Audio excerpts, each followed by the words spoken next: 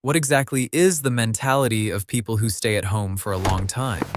When a person is out of school or out of work for an extended period, staying in their room every day, the first thing they do upon waking up is grab their phone. They scroll through short videos until noon, eat whatever is casual, take a nap in the afternoon, and then continue scrolling into the night until 2 or 3 a.m. Then the next day, the exact same cycle repeats.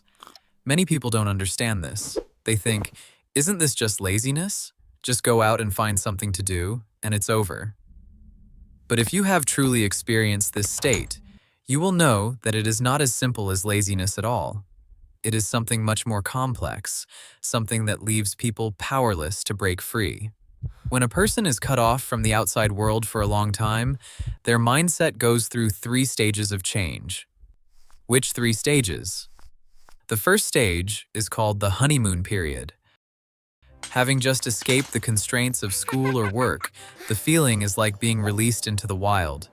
Finally, you don't have to get up early, you don't have to read other people's faces, and you don't have to do the things you don't want to do. You go to sleep whenever you want, order whatever you want to eat, and play games whenever you feel like it. This stage usually lasts for a few months. You will feel that this is what human life should be like, and you will feel like you have finally come alive. But the honeymoon period doesn't last forever. Soon, the second stage arrives. This stage is called the collapse period. You will find that time starts to become terrifying. It is not physical exhaustion, it's that your heart starts to empty out. When you wake up, you don't know what to do today, and there is nothing waiting for you. You swipe on your phone, not because the content is particularly interesting, but because you don't know what you should be doing. When you stop, that sense of emptiness immediately surges up, forcing you to use something else to fill yourself up again. So, you keep scrolling on your phone, you stay up late, and you keep repeating.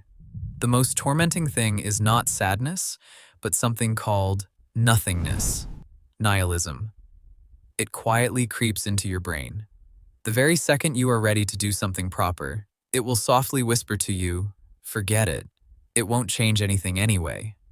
You listen to it, then continue lying down, and continue swiping on your phone. But late at night, you start blaming yourself again, start hating yourself, and start thinking that you absolutely must change tomorrow. Yet, when you wake up the next day, that phrase comes back, forget it. It won't change anything anyway. At this point, it's not that you don't want to get better, it's that you have lost all direction on how to even start.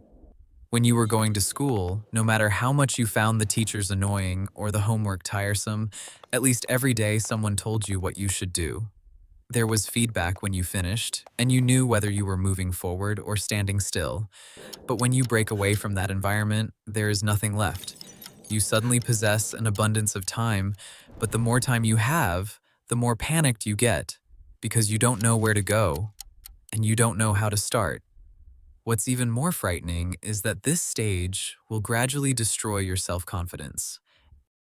Every day you tell yourself, you will start tomorrow, and every day you fail to start. Over time, you come to a conclusion in your own mind. I don't keep my word. I am unreliable. I cannot change. Once a person stops believing in themselves, they will start to doubt everything, until finally, they can't even articulate why they should bother trying anymore. This is why many people get stuck to death in this stage. They either force themselves to go back to school or work, but their mentality is already in chaos and they simply can't keep up. Or they completely let things rot, saying they don't care, while in their hearts they feel emptier and emptier, more and more afraid and increasingly terrified to start. But there is a third stage. This is called the rebirth period. Very few people can reach this stage, but it does exist. The key to the rebirth period is not that you suddenly became disciplined, but that you finally understand one thing. You cannot wait for your state of mind to get better before you act. You must use action to pull yourself out of the nothingness. People who have reached this stage usually do a few things. First, fix your routine. No matter how difficult it is, get up at a fixed time every day, go out at a fixed time, and sleep at a fixed time. Even if it is just going out for a walk or just going downstairs to buy breakfast, you must let your body move first. Second, set a threshold for temptation.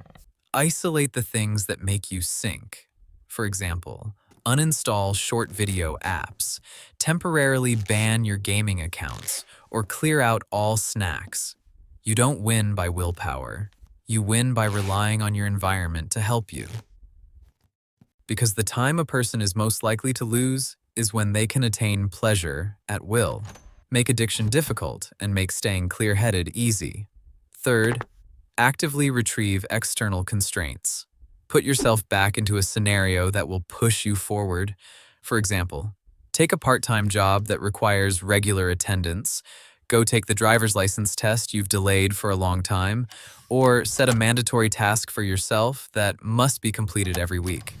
What you need is not stronger, hyped-up motivation. What you need is someone, something, or a situation forcing you to move. Because once a person gets moving again, their heart will slowly settle down. Many people think that staying at home for a long time is laziness. Actually, it's not. It is a kind of emptiness after losing direction, a fear of not knowing how to start, and a powerlessness after constant self-denial. But you have to know, the scariest part of nothingness is not that it makes you sad, but that it makes you feel there is no meaning in trying. However, meaning is not thought up. It is made. As soon as you start honoring your promises to yourself, even if it's just waking up an hour earlier today than yesterday, or just going out for a walk today, you will once again feel, it turns out I can control myself. And when you are able to take control of yourself bit by bit, you will no longer be dragged around by the emptiness. If you are currently in this state, don't rush to scold yourself for being useless. You are not broken. You are just stuck in a transition period. You can take it slowly, pulling yourself back one small step at a time. Starting tomorrow morning, do one thing first. Open the curtains and let the light in.